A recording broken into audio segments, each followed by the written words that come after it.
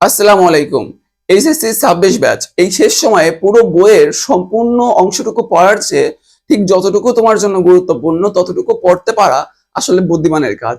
সেই ধারাবাহিকতায় তোমাদের বইয়ে যে এত এত পয়েম আছে, সেই পয়েম থেকে আজকে তোমাদেরকে মাত্র 12টা পয়েম দিব, মাত্র 12টা। এই 12টা পয়েম পড়লে তোমার কপাল যদি ভালো থাকে, ইনশাআল্লাহ পরীক্ষার হলে এই 12টা পয়েমের বাইরে আসবেই না। থিম রাইটিং এর জন্য এই পয়েমগুলো কতটা গুরুত্বপূর্ণ আজকে তোমরা এই ক্লাসটা করার পরেই বুঝতে পারবা। এই ক্লাসেই তোমাদেরকে মাত্র 10টা প্যারাগ্রাফ দিব ফার্স্ট পেপারের জন্য, মাত্র 10টা। এই 10টা প্যারাগ্রাফ পড়লে তোমাদের আর বাইরে থেকে কোনো প্যারাগ্রাফ ফার্স্ট পেপারের জন্য পড়া লাগবে না। তো কথা না বাড়িয়ে চলো শুরু করা যাক। দেখো, ফার্স্টে আসি আমাদের পয়েম। এই পয়েম থিম রাইটিং এ যদি পয়েম থেকে থিম আসে, তুমি লিখে নিও থিম রাইটিং এ যদি পয়েম থেকে থিম আসে, এই 12টার বাইরে আর কোনো পয়েম থেকে থিম আসবে না, এই 12টার মধ্যে থেকে আসবে ইনশাআল্লাহ। এবার দেখো আমাদের ফার্স্ট যে পয়েমটা সেটা হলো I sit on September night. এটা ফার্স্ট এবং লাস্টের দিকে একটু লিখে রাখছি আমি ডট ডট দিয়ে। এই দেখো, এই যে কবিতাটা plus Sundays to my lonely offences, তারপরে hope is the come of me, তারপরে হোল ফার্স্ট টু ড্রিম, মানে এটা যে ড্রিম কবিতার এই যে 4টা কবিতা, তুমি পরীক্ষার হলে যাবা আর এই 4টা কবিতা পড়বা না, তা হতেই পারে না। তুমি পরীক্ষার হলে এই 4টা কবিতা না পড়ে যাইওই না। তোমার আমি এই কথাটা বলবো, তুমি এই 4টা কবিতা না পড়ে পরীক্ষা হলে যাওয়ার দরকার নাই। কারণ বাংলাদেশের সবচেয়ে বড় বড় কলেজগুলোর কোশ্চেন অ্যানালাইসিস করার পর এইবার টেস্ট পরীক্ষাতে এই 4টা কবিতা থেকে সবচাইতে বেশি প্রশ্ন আসছে, সবচাইতে বেশি। তুমি যদি সব কবিতাও বাদ দিয়ে দাও, তাও এই 4টা কবিতা বাদ দিয়ে পরীক্ষার হলে যাইও না, কারণ এইখান থেকে আসার সম্ভাবনা সবচাইতে বেশি। এরপরে দেখো কি কি আছে, she walks in beauty, because I have seen Bangali's face, I died for beauty, all people dream। এই দেখো, all people dream আর এই যে hold fast to dream, এই দুইটা কবিতা কিন্তু ড্রিম কবিতা থেকেই নেওয়া হয়েছে।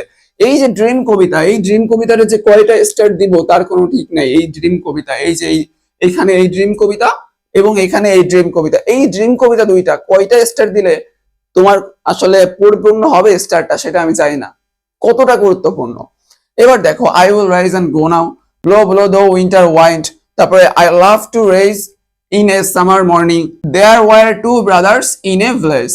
এই যে 12টা কবিতা তোমাকে আমি দিছি, এই 12টা কবিতা পড়লে তোমার জন্য কবিতা আর কিচ্ছু পড়া লাগবে না।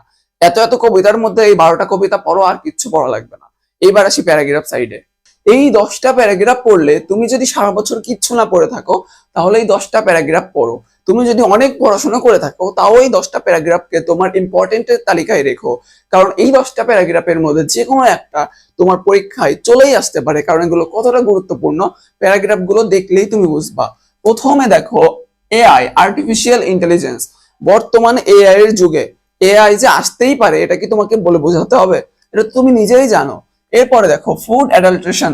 এইটা বর্তমানে একটা হিউজ ইম্প্যাক্ট ফেলতেছে আমাদের লাইফে, তো এইটাও খুবই গুরুত্বপূর্ণ। এবং সিভিক এঙ্গেজমেন্ট, এই সিভিক এঙ্গেজমেন্ট নিয়ে কিন্তু তোমাদের প্যাসেজ আছে, তো তোমাদের ফার্স্ট পেপার বইতে প্যাসেজ আছে, তো এইটা কিন্তু খুবই গুরুত্বপূর্ণ। এই যে তিনটা, এই তিনটা না পড়ে তুমি পরীক্ষা হলে যাইও না, আগের বারের মতো আবারও বলতেছি, কারণ এই তিনটা তোমাদের এইবার বড় বড় কলেজের টেস্ট পরীক্ষায় সবচেয়ে বেশিবার আসা প্রশ্ন। এই তিনটা সবচেয়ে বেশিবার আসা প্যারাগ্রাফ এই তিনটা। তো এই তিনটা না পড়ে পরীক্ষার হলে যাইও না, এই তিনটা ভেরি ভেরি ইম্পর্টেন্ট।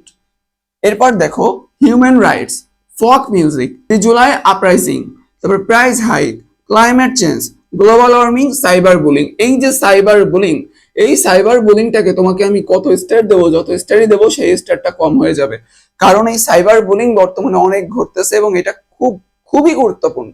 এইটা তুমি কোনোভাবেই বাদ দিও না, এই তিনটার এইটা কোনোভাবেই বাদ দিও না। এরপরে দেখো, আর ফোক মিউজিক আর হিউম্যান রাইটস, এই দুইটাও কিন্তু তোমাদের প্যাসেজের, এই যে সিভিক এঙ্গেজমেন্ট, ফোক মিউজিক এবং হিউম্যান রাইটস, এই তিনটা কিন্তু তোমাদের ফার্স্ট পেপারের প্যাসেজ আছে। তো এই তিনটা কতটা গুরুত্বপূর্ণ তুমি নিজে খুব ভালো করেই জানো, আমার বলার প্রয়োজন নাই।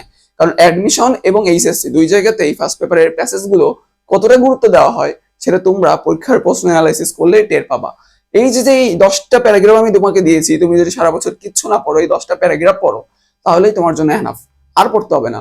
এছাড়া আজকে তো প্যারাগ্রাফ এবং তোমাদের পয়েম রাইটিংটা আমি দিলাম, থিম রাইটিং এ তোমাদেরকে হেল্প করবে, কিন্তু এর পরবর্তী ভিডিওগুলোতে তোমাদেরকে স্টোরি কম্পোজিশন, কতগুলো লেসন তোমার জন্য গুরুত্বপূর্ণ, এবং এই বাদে বাকি যে রিটেন সাইট গুলো আছে প্রত্যেকটা তোমাদেরকে আমি এইভাবে শর্ট করে দিব এবং খুবই গুরুত্বপূর্ণ গুলো তোমাদের সামনে তুলে ধরবো।